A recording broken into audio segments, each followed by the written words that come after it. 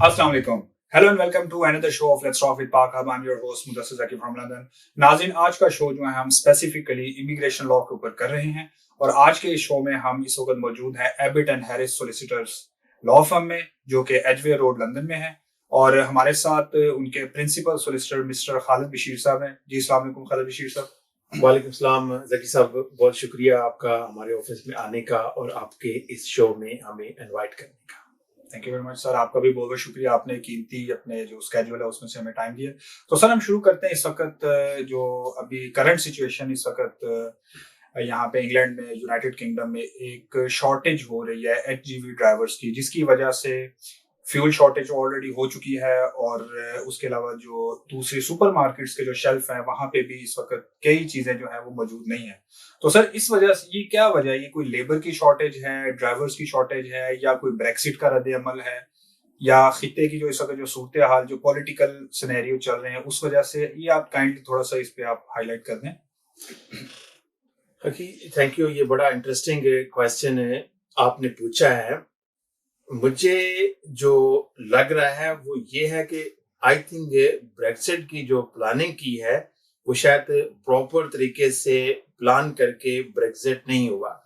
अब आप देखें, ब्रेक्सिट को अभी कुछ महीने हुए हैं और उसके बाद आप देख लें कि पिछले कई डेकेड से यूके में इस तरह से कभी जो फ्यूल है उसकी शॉर्टेज नहीं हुई कि आपके पास जो एचजीवी के ड्राइवर्स हैं वही नहीं है, आल्दो कि आपके पास पोर्ट्स पे जो पेट्रोल है, डीजल है और इसके जो दूसरी सारी चीजें अवेलेबल है, लेकिन आप उनको कैरी करके अपने पेट्रोल पंप्स पे लेके पब्लिक में डिस्ट्रीब्यूट नहीं कर पा रहे। तो इसी तरह से आप देख लें, ये जो पोल्ट्री फार्म्स हैं, ये सारी इंडस्ट्री है, ये प्रॉपरली स्ट्रगल कर रही है। इनके पास लेबर की इतनी शॉर्टेज है, ये अभी जो है ये अपनी जो सप्लाई है उसको प्रॉपर तरीके से जो रिटेलर्स हैं उनको नहीं दे पा रहे। और आगे अब आप देख लें कि क्रिसमस में अब कितना टाइम रह गया है और मुझे नहीं लगता अगर इसी तरह से जो लेबर का शॉर्टेज के साथ ये इंडस्ट्री स्ट्रगल करती रही तो ये शायद हो सकता है कि हमें जो चिकन है, मीट है और जो इसकी दूसरी जो इससे मिलती जुलती चीजें हैं उसका मुझे लगता है कि हो सकता है हमें क्रिसमस पे काफी ज्यादा इस पे स्ट्रगल करनी पड़े। और इसी तरह से साथ आप देख लें कि ब्रेक्सिट के बाद से लेके जो ओल्ड केयर होम्स हैं खास तौर पे वो बड़े स्ट्रगल कर रहे हैं, उनको जो रिक्वायर्ड स्टाफ है वो नहीं मिल रहा। इस तरह से एनएचएस में काफी ज्यादा शॉर्टेज हैं और जो फार्मर हैं वो भी काफी ज्यादा स्ट्रगल करते रहे हैं। तो सर इसमें अभी मैं कल ही बीबीसी का आर्टिकल पढ़ रहा था कि जो टर्की जो है, जो क्रिसमस के दिनों में जो उसका मीट बनाते हैं, रोस्ट करते हैं, उनका त्यौहार होता है क्रिसमस में, उसकी भी शॉर्टेज होगी और इसके अलावा अभी फ्यूल की भी होगी। तो क्या अभी कोई यूके की गवर्नमेंट ने कोई इमिग्रेशन के हवाले से कोई लॉज वगैरह पास किए हैं जिससे वो एचजीवी ड्राइवर्स जो यूरोप जा चुके हैं या दूसरे जो मुल्कों से एचजीवी ड्राइवर्स को बुलाने के लिए किसी किस्म के कोई इमिग्रेशन लॉ जो है वो मुतारफ किए गए हैं हंगामी बुनियादों पे? देखिए, इसमें प्रॉब्लम ये आ रहा है कि जो एचजीवी ड्राइवर्स हैं इनकी जो टियर 2 वर्क परमिट की स्कीम है उसकी जो स्किल्ड कैटेगरीज हैं उसमें ये क्वालिफाई नहीं करते। ये बेसिकली जो लेबर की रिक्वायरमेंट है उसमें पूरा करते हैं, इसलिए ये वर्क परमिट के वीजाज ऑलरेडी अवेलेबल हैं, उसके अंदर ये अप्लाई कर नहीं सकते। अब इन्होंने इसको जो अभी ये क्राइसिस है यहाँ पे क्रिएट हुआ है, इसको काउंटर करने के लिए ये जो अभी पॉलिसीज लेके आ रही हैं, मुझे नहीं लगता कि ये इतनी अप्रोप्रिएट पॉलिसीज हैं और वो जो ये जो क्राइसिस है और जो दिन ब दिन बढ़ता जा रहा है इसको कवर कर सकेंगे। ये अभी जो वीजा ऑफर करने जा रही हैं 3 महीने का वीजा ऑफर करने जा रही हैं और बड़ा मुश्किल है कि जो स्किल्ड ड्राइवर हैं और ऑलरेडी अपनी कंट्रीज में जॉब कर रहे हैं वो सिर्फ 3 महीने के लिए यूके में आए और उसके बाद यहाँ से वापस चले जाएं।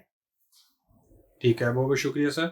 और इसके बाद एक और क्वेश्चन था, अभी जो कोविड पेंडेमिक चली, लॉकडाउन हुआ, जो इमिग्रेशन से रिलेटेड जो मैटर्स हैं वो फाइलें वैसे की वैसे ही पड़ी रही, काफ़ी जो है वो दुरानिया केसेस का वो लंबा होता गया। तो इस वक्त पोस्ट कोविड क्या कोई कानून में तब्दीली आई है? जो फैमिली वीज़ाज हैं या कोई बिजनेस वीज़ाज हैं या स्टूडेंट वीज़ाज हैं, कोई लेटेस्ट अपडेट जो हमारे नाज़रीन को बताना लाजमी हो इस वक्त? देखिए, अब आस्ता आस्ता कोविड से तो बाहर आ रहे हैं।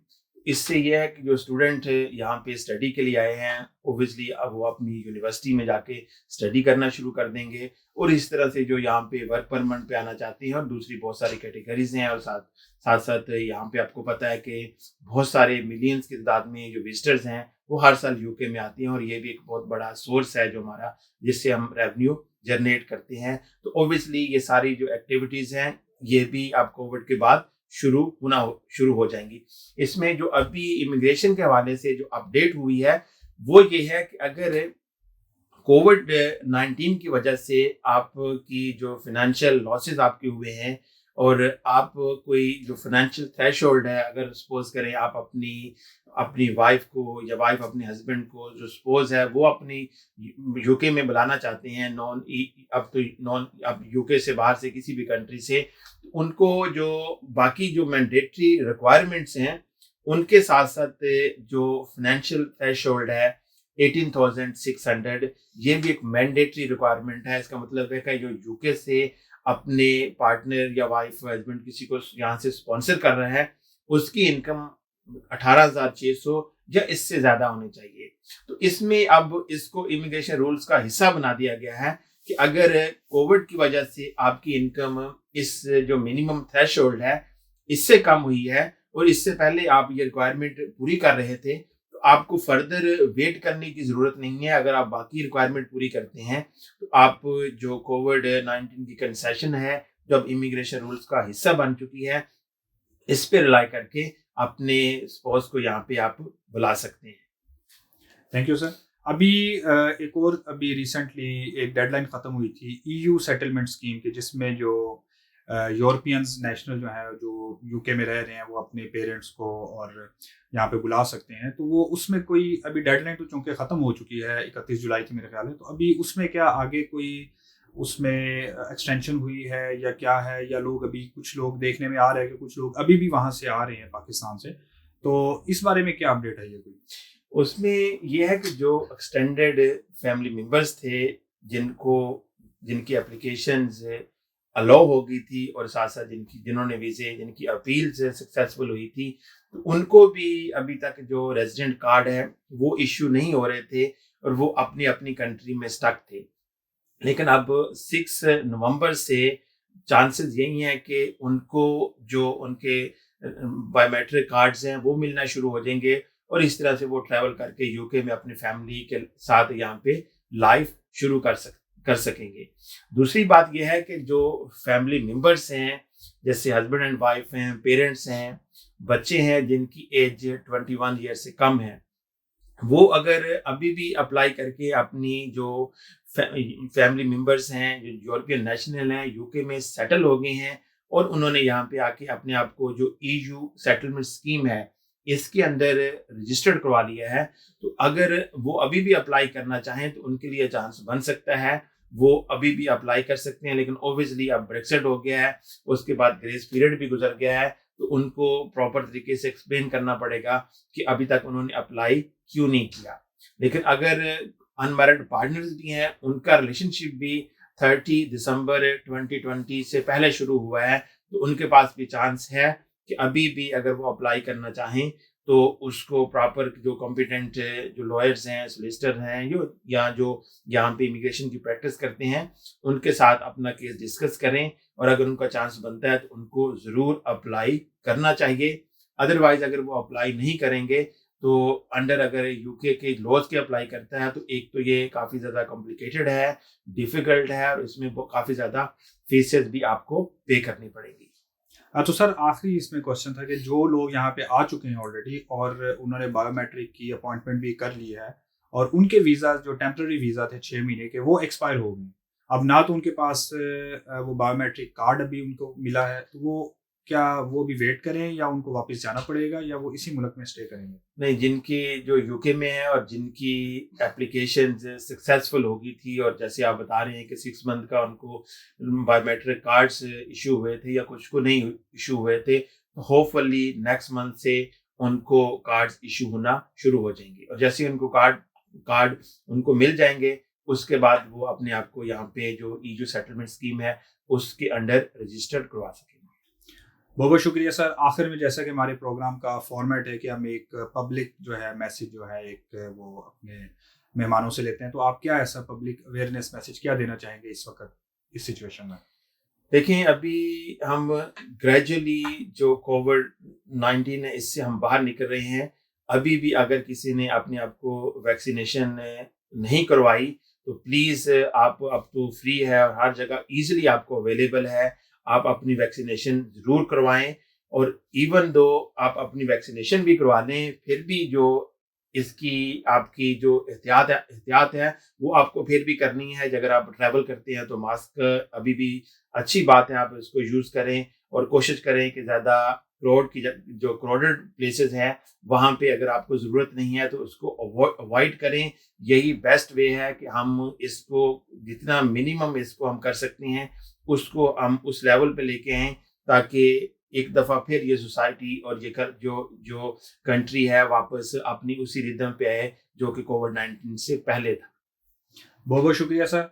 नाजरीन, एक चीज़ आपको अपडेट करते चलें, आज जो है ये प्रोग्राम हम शूट कर रहे हैं 29 सितंबर को, और जो भी कवानीन है या जो भी इंफॉर्मेशन हमने आपको दी है वो आज की डेट तक की जो लेटेस्ट इंफॉर्मेशन है वो है।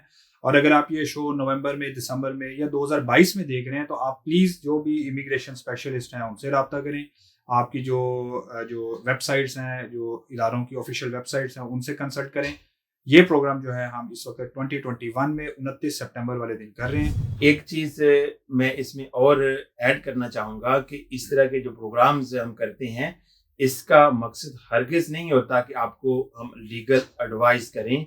इसका मकसद होता है कि जो लेटेस्ट इंफॉर्मेशन हमारे तक पहुँचती हैं हम वो कोशिश करें कि जो वेरी वेरी इंपॉर्टेंट इंफॉर्मेशंस हैं वो आप सब दोस्तों के साथ शेयर करें, ताकि अगर आप इसी तरह की किसी चीज़ के साथ स्ट्रगल कर रहे हैं तो उसको आपको फ़ायदा हो। लेकिन अगर आप अपनी एप्लीकेशन करना चाहते हैं या आपकी अपील है या और कोई मैटर इसी से रिलेटेड है तो बेस्ट होगा कि इससे रिलेटेड आप अपडेट गाइडलाइंस हैं और इससे रिलेटेड जो इमिग्रेशन के रूल्स हैं उसको पढ़ें। अगर आप प्रॉपर अंडरस्टैंड नहीं करते तो प्लीज़ एप्लीकेशन करने से पहले या अपील करने से पहले किसी भी कॉम्पिटेंट पर्सन के साथ ज़रूर डिस्कस करें। सिर्फ इन इंफॉर्मेशन की बेस पे बहुत मुश्किल होगा कि आप इतनी कॉम्प्लिकेटेड एप्लीकेशन से आप उस पर रिलाई करें। ऑब्वियसली काफ़ी ज़्यादा एक्सपेंसेस भी होती हैं और उसके बाद काफ़ी ज़्यादा टाइम भी लगता है।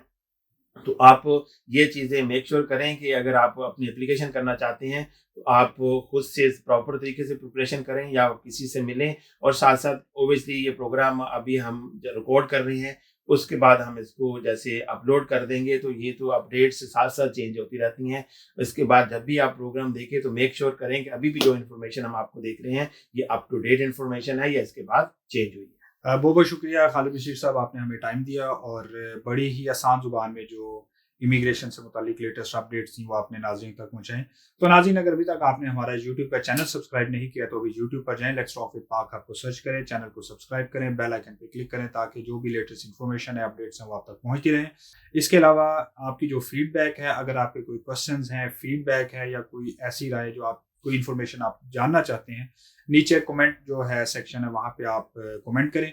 उम्मीद है कि आपके जो क्वेश्चंस होंगे, आपकी जो फीडबैक होगी वो हम अपने जो आगे स्पेशलिस्ट हैं उन तक पहुंचाएं और आपको जो है वो उसका रिप्लाई किया जाए।